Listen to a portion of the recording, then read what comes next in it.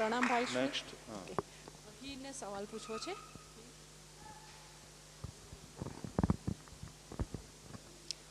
Bhai Shri, why do we ring the bell before praying? Why do we Ring the bell. ring the bell? Wow. If you go to someone's house, there is doorbell outside there, right? And you ring the bell. Two things. I am here to meet you. And number two, am I allowed to enter inside? કોઈને ઘરે જાઓ, doorbell વગાડો તો એનો બે મતલબ થાય ને. પહેલાને એમ થાય કોઈક આવ્યું છે.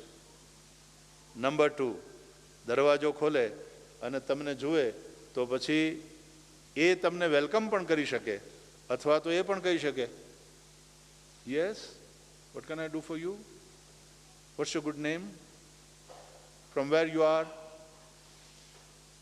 પૂછે ને. કારણ કે હી ઓન્સ ધેટ પ્રોપર્ટી. તો without their permission, if we enter inside, it's trespassing, right? It's not legal. તો ભગવાનના મંદિરમાં આપણે જવાનું ને, તો જરા બેલ રિંગ કરીને, ઓ ભગવાન Ram, I am here, I am here to have your darshan. એટલે ભગવાન ત્યાંથી મુસ્કુરાઈને, એના દરવાજા તો ઉઘાડા જ છે બધાને માટે, ખુલ્લા જ છે, આવો આવો આવો. અને પછી તમે એનું ધ્યાન એટ્રેક્ટ કરો છો, રાઈટ, બેલ વગાડીને, પ્લીઝ લુક એટ મી.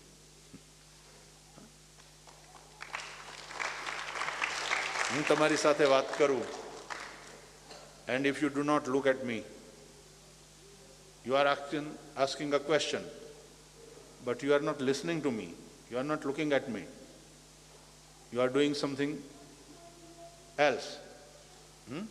તો પછી મને કેવું લાગે? તો તમારે એટેન્ટિવ હોવું જોઈએ ને.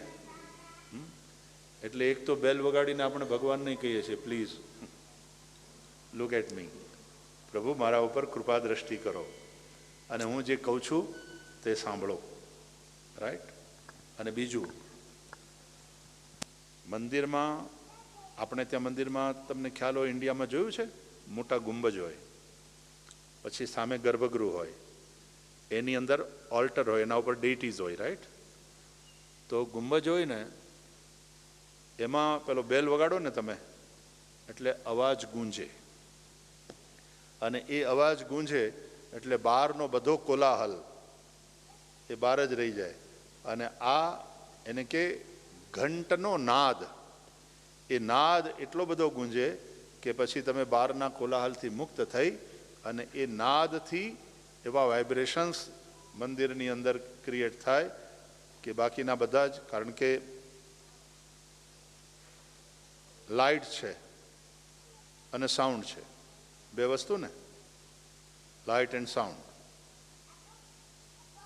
તો મંદિરની અંદર ત્યાં દીવા છે, અને પછી આ ઘંટ વગાડ્યો એટલે એ સાઉન્ડને હિસાબે આખું વાતાવરણ નાદમય થઈ જાય.